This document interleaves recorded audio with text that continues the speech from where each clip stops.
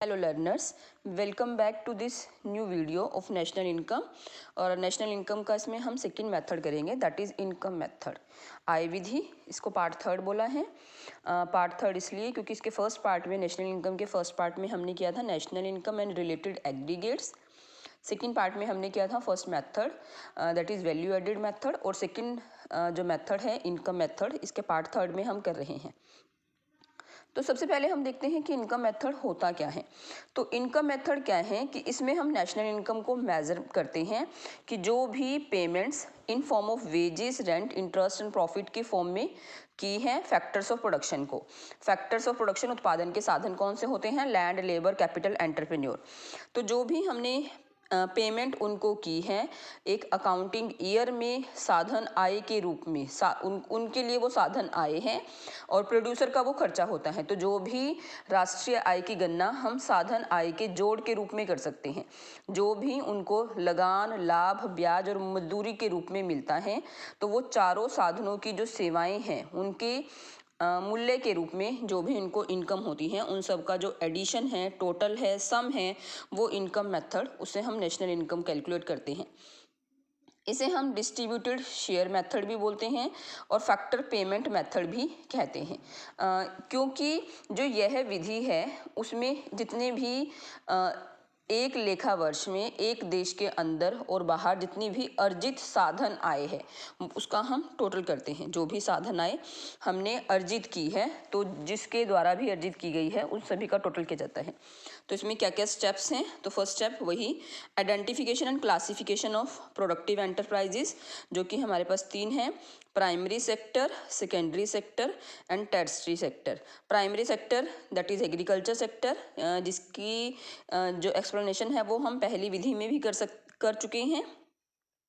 Second secondary sector, जिसमें manufacturing sector आता है, जो भी वस्तुएं और सेवाएं बनाई जाती हैं। नेक्स्ट सर्विस सेक्टर, इसमें हमारे पास क्या होता है, जो सेवाएं हैं, सर्विसेज हैं, like banking, insurance, transport, communication की जो फैसिलिटीज़ हैं, सर्विसेज हैं, वो सर्विस सेक्टर के अंडर आता है। तो ये फर्स्ट स्टेप है। अगर आपके पास ये मेथड आता है तो आपने बतानी है इसमें प्राइमरी सेक्टर, सेकेंडरी सेक्टर और टर्सरी सेक्टर, ये हमने फर्स्ट मेथड से ही हमने लेना है। नेक्स्ट हमारे पास है classification of factor income. Factor income कौन सी है? तो factor income refers to income earned by a person as a reward for rendering their factor services.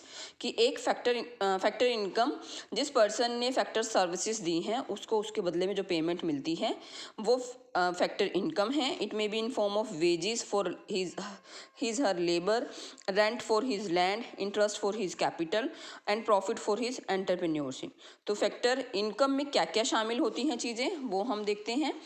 तो सबसे पहले है कंपनसेशन ऑफ एम्प्लॉयज़। एम्प्लॉयज़ जितने भी मजदूर हैं, श्रमिक हैं, काम करने वाले हैं, उनको जो भी इनकम मिलती है इन फॉर्म ऑफ काइंड और कैश, जिसमें क्या क्या है, wages and salaries in cash. Payment in kind, किसी वस्तु के रूप में अगर उनको कोई पेमेंट मिल जाती है, वो employers contribution to social security schemes. जो एम्प्लॉयर हैं, मालिक हैं, अगर वो किस तरह की सोशल सिक्योरिटी स्कीम में कंट्रीब्यूट करते हैं, जैसे कि पीपीएफ में, जीपीएफ में, तो वो सारी चीज़ें भी इसमें शामिल होती हैं। एंड नेक्स्ट है पेंशन और रिटायरमेंट। रिटायरमेंट पे जो पेंशन दी जाती है वो भी एम्प्लॉयज़ के तरह से इनकम होती है। नेक्स्ट है second operating surplus. It includes income from property and entrepreneurship. Rent, interest and profit operating surplus में ऐड होते हैं। उसके बाद जो प्रॉफिट है वो हमारे पास क्या है, उसमें डिविडेंड शामिल होता है, corporate profit tax plus undistributed profit. Dividend क्या होता है? जो शेयर्स पर मिलता है, जो शेयर्स होते हैं किसी कंपनी के, उस पर जो भी हमें लाभ मिलता है उसे हम डिविडेंड बोलते हैं, लाभांश। Corporate profit tax, undistributed profit या रिजर्व प्रॉफिट, जिन प्रॉफिट्स को कंपनी डिस्ट्रीब्यूट ना करके बल्कि दोबारा से फर्म में रख लेती है रिजर्व्स के रूप में, अनडिस्ट्रीब्यूटेड प्रॉफिट। नेक्स्ट थर्ड है इसमें mixed income. Mixed income it is the income of self employed persons using labour, land, capital, entrepreneurship to produce goods and services. Mixed income किन लोगों की इनकम होती है? जिनके सेल्फ एम्प्लॉयड बिजनेसेस होते हैं। देखो इसके काफ़ी सारे एग्जांपल हो सकते हैं। फॉर एग्जांपल कोई शॉपकीपर है, अगर उसके घर की ही दुकान है तो उसको किसी को रेंट पे नहीं करना पड़ेगा। अगर उसने पूंजी अपने पास से लगाई है तो उसको किसी का ब्याज नहीं देना पड़ेगा। अगर वो खुद ही शॉप पर बैठता है, काम करता है, तो उसको प्रॉफिट किसी को शेयर नहीं करना पड़ेगा। तो जो उसकी इनकम है वो मिक्स्ड इनकम कही जाती है। तो जब भी हम वो निकालेंगे, नेशनल इनकम कैलकुलेट करेंगे, तो उसमें compensation of employees plus operating surplus plus mixed income, इन तीनों को ऐड करके हमारे पास आ जाएगी नेट डोमेस्टिक इनकम। ये हमारे पास जो इनकम है वो net domestic income eight factor price I है, एट फैक्टर कॉस्ट, साधन लागत पर जो हमारी नेट डोमेस्टिक इनकम है। और हमें कैलकुलेट क्या करना होता है, NNP national net national income product at factor cost. Factor cost क्या है हमारी, तो इसमें हम क्या करेंगे, ये डोमेस्टिक थी हमारे पास, तो अगर नेशनल निकालनी है तो इसमें हम net factor income from abroad, विदेशों से शुद्ध साधन आय को इसमें ऐड कर दिया जाएगा। तो वो हमारी इनकम हो जाएगी नेशनल इनकम, जो हम कैलकुलेट करना चाहते हैं, या NNP एट फैक्टर कॉस्ट। तो ये हमारी इनकम है। नेक्स्ट हम करते हैं प्रिकॉशंस रिगार्डिंग इनकम मेथड। तो वो प्रिकॉशंस क्या हैं, फर्स्ट है transfer income, old age pension, unemployment allowances, scholarship should not be included in national income. उसको हम नेशनल इनकम में शामिल नहीं करते क्योंकि वो ट्रांसफ़र इनकम है। नेक्स्ट है income from illegal activities like smuggling, theft should not be included in national income, उनको नेशनल इनकम में इंक्लूड नहीं करते। Sale of second hand goods like car, house, TV sets are not included in national income, लेकिन but commission paid on their sales is included in national income, लेकिन commission को इसमें add किया जाता है। Windfall gains like lottery and capital gains should not be included. The sale proceed of shares and bonds are not included in national income. जो shares और bonds की cell है उसको भी हम इंक्लूड नहीं करते।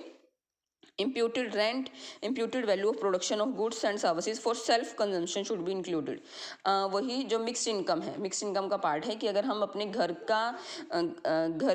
को ही यूज़ कर रहे हैं रहने के लिए और अपने खुद के सेल्फ प्रोडक्शन के लिए गुड्स एंड सर्विसेज प्रोड्यूस कर रहे हैं तो उसको ऐड किया जाएगा। Indirect taxes like sales tax, excise duty tend to increase the market value of goods and services.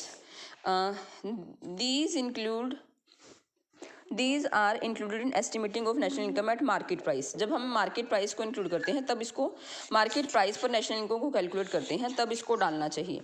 Income tax is paid out of compensation of employees, it should not be separately added in the estimation of national income, इसको भी अलग से add नहीं करना चाहिए। तो these are the different precautions regarding income method.